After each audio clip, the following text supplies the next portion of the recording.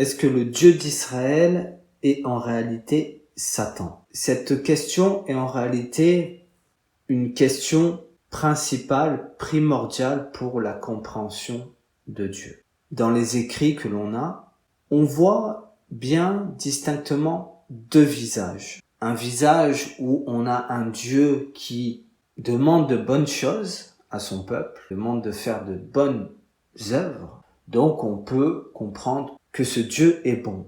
Et en même temps, on a un autre Dieu, mais qui est censé être le même, qui demande l'inverse de ce qu'il avait déjà demandé avant. Ça, on l'avait vu dans la loi. Alors justement, dans ces écrits, on voit deux visages et on va mettre en avant certains passages qui nous expliquent cette différence. Tout d'abord dans Ésaïe au chapitre 45, alors je vous invite soit à suivre sur internet, sur un site biblique, ou si vous avez une Bible. Donc Ésaïe au chapitre 45, on nous dit « Je forme la lumière et je crée les ténèbres. Je donne la paix et je crée le malheur. C'est moi l'Éternel qui suis l'auteur de tout cela. » Donc ici, on a de la part d'un prophète, Ésaïe, cette parole. Et cette parole va vraiment vous expliquer justement cette pensée que Dieu pourrait être en même temps Satan ou Satan pourrait être en même temps Dieu. Puisqu'ici, on veut nous expliquer dans cette parole que justement, que Dieu, lui, il a en lui la lumière, mais il crée aussi les ténèbres. Donc, il les aurait aussi en lui. Il donne la paix et il crée le malheur. Et il dit qu'il est même l'auteur de tout cela. Donc là, on a affaire à un Dieu qui est totalement bipolaire en réalité et qui souffle le chaud et le froid en permanence. C'est exactement ce que l'on a dans les écrits, bien entendu. Et c'est ce que l'on montre ici, dans ce passage où on voit bien justement cette dualité, où on voit bien que on nous dit Dieu en réalité c'est la lumière, mais c'est aussi les ténèbres en même temps. Alors justement, on va voir que cette parole ici est vraiment une propagande de cette pensée-là. Une propagande que Dieu est Satan et que Satan est Dieu. Alors forcément, il faut comprendre que Satan s'est toujours fait passer pour Dieu en permanence. Alors pourquoi ? Bien tout simplement pour dénigrer et pour modifier les pensées que les hommes ont de Dieu. Forcément, quand on modifie ces pensées-là, quand on écrit ce genre de paroles, dans l'esprit des gens, ces gens se disent, Dieu c'est le bien et c'est aussi le mal en même temps. Donc, ils ont un Dieu qui est très changeant dans leur esprit et qui peut tout faire en réalité, tout et son contraire. Donc là, on a affaire à quand même un très gros problème, puisque on va le voir que, bien entendu, que Dieu n'est pas justement cette représentation-là. Et que cette parole, on comprend très bien qui l'a écrit, ce n'est pas du tout le prophète Ésaïe. D'ailleurs, il dira l'inverse et on le verra par la suite. Mais forcément, c'est une évidence absolue que c'est le mal lui-même qui a inspiré cette parole pour se faire passer pour le bien en expliquant que finalement, le mal finalement n'est pas si coupable que ça, plus que c'est Dieu qui en serait l'auteur finalement. Finalement, Satan n'existe plus, ce n'est que Dieu qui est lui-même le mal. Vous voyez ? C'est une manipulation assez basique en réalité, où forcément le mal, lui, ne va plus exister par lui-même, donc ne sera plus coupable lui-même tout seul, mais par contre, c'est le bien qui est coupable du mal, puisque le bien et le mal sont associés en une seule et même personne. Donc voilà comment en réalité se décharger de toutes les responsabilités et mettre toutes ces responsabilités sur Dieu finalement. Vous voyez cette manipulation scripturaire où on va voir que le même prophète, le prophète Ésaïe justement, va dire totalement l'inverse ici et va justement expliquer cette pensée-là. Dans Ésaïe au chapitre 5, Au verset 20, il le dit donc, « Malheur à ceux qui appellent le mal le bien et le bien le mal, qui changent les ténèbres en lumière et la lumière en ténèbres, qui changent l'amertume en douceur et la douceur en amertume. » Donc vous voyez qu'ici, eh bien justement, on a la vraie parole du prophète Ésaïe qui explique justement cela. Malheur à ceux qui appellent le mal le bien et le bien le mal. Donc il fait bien ici une distinction. Le bien, ce n'est pas le mal, et le mal, ce n'est pas le bien. Ce n'est pas la même source en réalité. Et il le dit, qui change les ténèbres en lumière, c'est-à-dire que la lumière, on va l'appeler ténèbres, et les ténèbres, on va les appeler lumière. Et pourtant, on a cette parole que l'on a vue juste avant, où il disait ces choses, que Dieu forme la lumière et les ténèbres en même temps, qu'il est le créateur du malheur et du bonheur en même temps. Donc ici, le prophète Ésaïe fait bien la distinction, il met bien des séparations en disant non, le bien c'est le bien, le mal c'est le mal. On a deux sources différentes. Pourtant, on a bien vu que dans la parole précédente, eh bien, ceux qui ont écrit ces choses ont mélangé justement ces deux sources en une. Alors que en réalité, ces deux sources qui sont le bien et le mal ne forment pas qu'une seule source. Ce sont deux sources différentes. C'est simple à comprendre en réalité. Et pour comprendre, eh bien justement cette différence, il faut comprendre que justement que Dieu ne change pas. Ça, c'est une chose que l'on peut retrouver notamment dans Jacques au chapitre 1, au verset 17, où l'on nous dit « Tout bienfait et tout don parfait viennent d'en haut, ils descendent du Père des Lumières, en qui il n'y a ni changement ni l'ombre d'une variation. » Donc voilà, ça c'est vraiment une base, une fondation sur la connaissance de Dieu. C'est une connaissance vraiment basique, vraiment première, je dirais, où si l'on ne comprend pas cela déjà, c'est très compliqué par la suite de continuer avec Dieu si on a dans notre esprit un Dieu qui est totalement changeant, puisqu'au final, bon, il pourrait nous dire une chose, puis une autre, puis après revenir sur ce qu'il a dit, puis inversement. Donc finalement, ce Dieu-là n'est pas du tout intéressant et on a affaire plus à un schizophrène plutôt qu'à un Dieu qui va nous apporter des connaissances qui sont solides. La première base qu'il faut comprendre, c'est que Dieu ne change pas. Parce que dès l'instant où on explique que Dieu change, eh bien, il n'y a plus de fondement, il n'y a plus de fiabilité, il n'y a plus justement de base sur quoi s'appuyer. Puisqu'au final, s'il nous a dit une chose et puis qu'après il va changer et revenir sur sa parole, bon, en quoi Dieu est-il différent des hommes? Finalement, les hommes font pareil et Dieu ne serait pas mieux que les hommes finalement. Donc déjà, avec cette base-là, vous comprenez mieux que en réalité, nous sommes pas face à un Dieu qui est bipolaire, nous sommes face à des écrits qui, d'un côté, mettent en avant la vérité quand celle-ci est annoncée notamment par les prophètes, notamment par Jésus, qui viennent expliquer ces choses-là, ces différences. Et aussi, on a, eh bien, cette puissance religieuse qui servait le mal et qui mettait en avant son Dieu. Et où on a en fond, si vous voulez, cette usurpation d'identité où Satan se fait passer pour Dieu et veut expliquer à tout le monde que ce qu'il propose au peuple, c'est Dieu qui le donne, alors que en réalité, c'est lui. Donc on a bien cette distinction et cette source qui est différente. Dieu demande de ne pas tuer, c'est un exemple. Satan est un meurtrier et il demande de tuer dans les lois qu'il a proposées à Israël, puisqu'on voit bien la différence. Donc vous voyez que c'est très marqué, que c'est très distinct. Il n'y a pas, si vous voulez, de lien entre cela.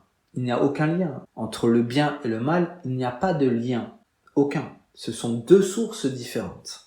Totalement différentes. Alors, on a, parmi les écrits, un témoignage. Alors, on pourrait donner beaucoup d'autres passages, mais ce passage vous explique beaucoup de choses. C'est dans Deutéronome au chapitre 32 et au verset 15. On nous dit « Jeshurun est devenu gras et il s'est cabré.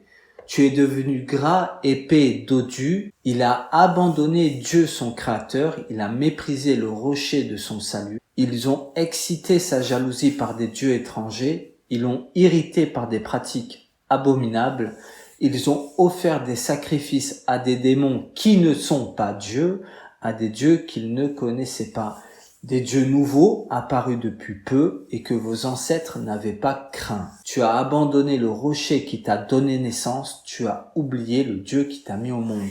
Donc vous voyez ici qu'on a le témoignage de ce qui est arrivé au cours de cette histoire entre le Dieu d'Israël et son peuple. Et on voit bien une séparation, on voit bien une fracture. Alors, on pourra en parler dans d'autres sujets et mieux expliquer cette fracture et ce qui est arrivé, notamment lors de la sortie d'Égypte et après la mort de Moïse. Mais ici, vous voyez très bien qu'on nous explique vraiment, factuellement, ce qui est arrivé. C'est-à-dire que Israël a reçu des lois, a reçu des commandements et ils ont abandonné cette alliance. Et forcément, ils sont allés après d'autres dieux des nations environnantes. Et ils ont pris leurs pratiques. Et donc, il le dit bien, ils ont offert des sacrifices à des démons qui ne sont pas Dieu. Donc là, il explique bien que l'offrande des sacrifices, c'est fait à des démons. Comment Dieu pourrait lui-même demander la même chose que des démons? C'est simple à comprendre. Ce n'est pas possible. Donc là, il met bien en avant cette problématique du sacrifice, qui est une problématique centrale dans la compréhension de Dieu. Dieu ne peut pas demander justement de sacrifice, puisque sinon il serait comme les démons. C'est ce qu'il explique. Que, eh bien, ce n'est pas ça qu'il a demandé. Donc il fait bien la distinction. Alors c'est un passage que l'on a mis en avant, mais on pourra en mettre beaucoup d'autres. Mais c'est pour vous expliquer cette différence encore. Et que ça a été annoncé depuis le commencement, qu'il y a eu une fracture, qu'il y a eu un abandon de ce Dieu qu'ils avaient dans le désert et qu'après, finalement, ils n'ont retrouvé que par bribes, c'est-à-dire à chaque fois que des prophètes et des serviteurs de Dieu parlaient et expliquaient justement cette problématique-là, ils le retrouvaient, mais ça a été justement un combat où on a mis à mort ces hommes qui proclamaient la vérité. Jésus, lui aussi, va expliquer toute cette manipulation qu'il y a eu, cette usurpation d'identité, et que non, Dieu, le Dieu d'Israël, n'est pas Satan, mais qu'il y a bien eu, justement, Satan qui est venu, en quelque sorte, voler ce peuple, et se mettre à la tête de ce peuple, et être adoré à la place de Dieu. Voilà, tout simplement ce qui est arrivé. Dans Jean au chapitre 8, au verset 39, Jésus nous explique bien cette problématique. Il répond ici à la caste religieuse, notamment aux pharisiens, en leur disant « Si vous étiez les enfants d'Abraham, vous agiriez comme lui. Mais en réalité, vous cherchez à me faire mourir. Moi qui, en tant qu'être humain, vous ai dit la vérité que j'ai entendue de Dieu. Cela, Abraham ne l'a pas fait. Vous, vous agissez comme votre père. » Et lui dire, nous ne sommes pas des enfants illégitimes, nous avons un seul père, Dieu. Jésus leur dit, si Dieu était votre père, vous m'aimeriez, car c'est de Dieu que je suis sorti, et c'est de sa part que je viens. Je ne suis pas venu de moi-même, mais c'est au contraire lui qui m'a envoyé. Pourquoi ne comprenez-vous pas mon langage ? Parce que vous ne pouvez pas écouter ma parole. Vous avez pour père le diable et vous voulez accomplir les désirs de votre père.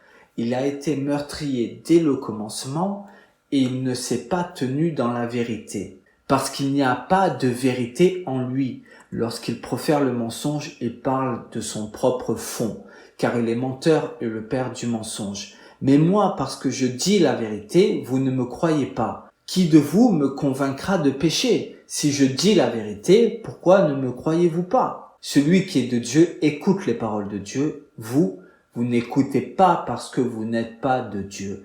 Donc ici, Jésus annonce une parole contre le système religieux de l'époque, mais qui était déjà en place au temps des prophètes. C'était exactement le même. Et ici, c'est quand même une parole qui vient tout nous expliquer. C'est une parole extrêmement violente pour tous les religieux qui l'ont entendu. Et c'est pour ça qu'il le disait que, ben oui, vous cherchez à me tuer. Bon, c'est ce qu'ils ont fait, puisque je vous dis la vérité. et que vous ne voulez pas l'entendre parce que ça remet en question beaucoup de choses, beaucoup de mensonges dans les écrits, dans votre récit du Dieu d'Israël avec vos ancêtres, etc. Ça remet beaucoup de choses en question, forcément. Et que si le peuple, comprenez ces choses-là, vous ne serez plus à la tête de ce pouvoir. Vous allez perdre votre pouvoir, votre temple, etc. Tout ce qui est relié à la religion. Et ça, ils ne le voulaient surtout pas. Ils ne voulaient pas perdre leur pouvoir religieux sur le peuple, tout simplement. Et c'est ce que Jésus est venu faire, c'est-à-dire, il est venu remettre la vérité au centre des choses concernant Dieu. Et il le dit bien, il dit tout d'abord que s'ils avaient le même Père que Jésus, ils aimeraient Jésus. Il le dit bien qu'ils n'arrivent pas à écouter sa parole, c'est-à-dire qu'ils n'arrivent pas à écouter la vérité parce que la vérité est tellement puissante et tellement marquante et elle fait tellement défaut à tout ce qu'ils ont entrepris que forcément ils ne peuvent pas écouter cette parole-là. Et Jésus leur explique bien et il le dit, et il marque bien la différence. Il le dit, vous avez pour père le diable et vous voulez accomplir les œuvres de votre père. Donc il marque bien cette différence-là. Les œuvres de Dieu, ce n'est pas les œuvres du diable. Et Jésus, lui, accomplit les œuvres de Dieu et en face, la caste religieuse juive accomplit les œuvres du diable. Mais pourtant, c'est eux qui sont censés promulguer le Dieu d'Israël et expliquer que Dieu leur a donné tant de lois, tant de ci, tant de là, mais pourtant Jésus vient leur dire, non, toutes vos lois et toute votre connaissance et votre esprit et votre dévouement, c'est vers Satan que vous aspirez, c'est pas vers Dieu. Puisqu'il le dit que justement, il a été meurtrier dès le commencement, il ne se tient pas dans la vérité et que c'est le père du mensonge et qu'il parle de son propre fond. Donc vous voyez qu'ici, Jésus explique vraiment bien les bases finalement de cette compréhension-là qu'il faut avoir. C'est-à-dire non, il y a d'un côté Satan, votre père à vous, qui vous demande de faire des œuvres qui sont contraires à celles de Dieu. Forcément, c'est logique. Qui sont contraires à celles de Dieu. Et qui a son propre fond, qui a sa propre source, et qui n'est pas celle de Dieu. Dieu a une source, et Satan a une autre source. Ce n'est pas la même. C'est simple à comprendre. C'est ce que Jésus est en train d'expliquer. Il parle de son propre fond. Donc, il a une source qui n'est pas celle de Dieu. Tout simplement. Et quand des hommes de Dieu parlent, ça crée justement cette fracture-là. Puisque forcément, la vérité va toujours être plus puissante et plus marquante que le mensonge. Le mensonge ne peut pas se défendre face à la vérité. C'est impossible puisque le mensonge est basé sur rien. Donc il n'a pas de fondement et de base solide. C'est ce que je vous ai expliqué, c'est que Dieu, justement, a des bases solides. Et l'une des bases aussi, c'est qu'il est lui-même la vérité. Donc, quand il parle, il dit la vérité. Et Satan, lui, quand il parle, il dit le mensonge. Donc, c'est quand même bien deux choses différentes. Il n'y a pas de lien entre la vérité et le mensonge. Il n'y a pas de mélange. Le mélange, c'est les hommes qui l'ont fait dans ces écrits-là, justement, et dans leur esprit. Ils ont tout mélangé, le bien, le mal, on a vu, etc. Mais non, il n'y a pas de mélange entre le bien et le mal. Il n'y a pas de mélange entre la vérité et le mensonge. Ce sont deux puissances opposées, deux esprits opposés. Donc on ne peut pas les rassembler, c'est simple à comprendre. Et dans les doctrines et les pensées modernes, comme les pensées asiatiques, avec le yin et le yang, c'est exactement la même chose que les hommes ont voulu mettre en avant, c'est-à-dire il faut le bien et le mal et que ce bien et ce mal est un équilibre. Mais non, le bien n'a pas besoin d'être équilibré.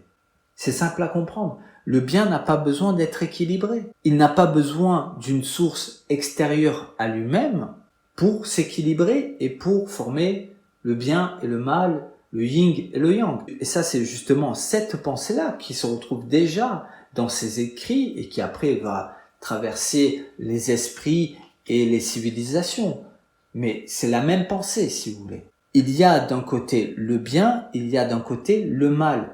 Ces deux puissances, parce qu'on parle de deux puissances, mais qui ne sont pas du tout au même niveau, attention, ça, on ne va pas développer là-dessus, mais elles ne sont pas du tout au même niveau, mais on ne peut pas les rassembler, c'est impossible. Il y a deux sources différentes, tout simplement. Et c'est bien ce que Jésus explique ici. Lui, il dit qu'il a pour père Dieu, et il explique quel père eux ils ont. C'est pas le même. C'est pas le même. C'est pas du tout le même. Et forcément, il l'explique parce que il le dit, mais votre père à vous demande de faire des œuvres. Ces œuvres sont mauvaises. Donc, par là, eh bien, on voit que votre Dieu est mauvais. Mais moi, mes œuvres que je fais sont bonnes. Parce que mon Dieu à moi est bon. En réalité, c'est ça qu'il est venu expliquer. Tout simplement. Et c'est pour ça qu'on l'a mis à mort. Voilà. Parce que il dérangeait tellement. Et bon, il a tellement dit et tellement mis en avant justement cette manipulation principale que cette puissance religieuse l'a mis à mort. Et il va expliquer aussi dans Matthieu au chapitre 12 que en réalité un royaume ne peut pas combattre contre lui-même, sinon il est divisé et puis il s'effondre. C'est ce qu'il explique dans Matthieu au chapitre 12 au verset 24. On nous dit que les pharisiens, ayant entendu cela, dirent « Cet homme ne chasse les démons que par Belzébul, prince des démons ». Comme Jésus connaissait leurs pensées, il leur dit « Tout royaume divisé contre lui-même est dévasté, et toute ville ou maison divisée contre elle-même ne peut subsister. Si Satan chasse Satan, il est divisé contre lui-même. Comment donc son royaume subsistera-t-il » Donc là, il explique bien, c'est-à-dire que Jésus, comme il disait la vérité, comme il faisait de bonnes œuvres, on lui a dit mais ce que tu fais c'est mal et ce que tu entreprends c'est le mal et que c'est Satan justement qui te donne tout ce pouvoir-là. Bon, voilà, donc c'est ceux qui justement qui avaient pour père le diable, qui eux étaient vraiment des satanistes pour le coup, qui vont expliquer aux enfants de Dieu et aux serviteurs de Dieu que c'est eux Satan. Ben oui, ça c'est vraiment une technique vraiment basique du diable. C'est-à-dire le diable va toujours accuser l'autre qu'il n'est pas le diable, qu'il est, et que lui ne l'est pas. Mais ça c'est simple à comprendre, hein. C'est vraiment une manipulation basique, hein. Le mal veut expliquer au bien que c'est lui le mal. C'est tout ce qu'on explique justement. Et que lui n'a rien fait. C'est tout ce que l'on explique depuis le début. Hein. Cette manipulation-là qui est simple à comprendre, finalement. Et c'est bien ce que les pharisiens et ceux du temple disaient en permanence à Jésus, voulant expliquer à Jésus que ce qu'il entreprenait, c'était par la puissance du mal. Donc voilà, donc c'est là qu'on voit que le mal n'a aucune honte en réalité, c'est-à-dire que bon, on va aller jusqu'au bout, hein. C'est nous qu'on est le mal, mais on va expliquer au bien que c'est lui le mal. Ben, ça marche pas, hein. On voit très bien la différence. Et c'est justement ce que Jésus a expliqué, c'est-à-dire non, mais cette incohérence qu'il mettait en avant, et qui est une incohérence globale que l'on a mis en avant justement dans toute cette explication, c'est-à-dire non, mais si Satan chasse Satan, à un moment donné, ça ne peut pas fonctionner. Son royaume va être divisé et il va se diviser contre lui-même en réalité. Donc voilà, c'est exactement ce que l'on a vu, c'est-à-dire si Dieu est en même temps Satan et Satan est en même temps Dieu, bon ben finalement il ne fait que se détruire lui-même puisqu'il est en contradiction en permanence. Donc on aurait affaire à un Dieu qui est totalement schizophrène. Mais bon, on comprend très bien que non, qu'il y a deux pensées et deux visions et deux puissances opposées, tout simplement. Ce qui est simple à comprendre. Hein. Si Dieu demande à faire le bien et puis qu'après il demande à faire le mal, bien il se détruit lui-même. Il ne construit rien, il ne fait que se détruire en fait. Et c'est ce que Jésus a expliqué ici, tout simplement.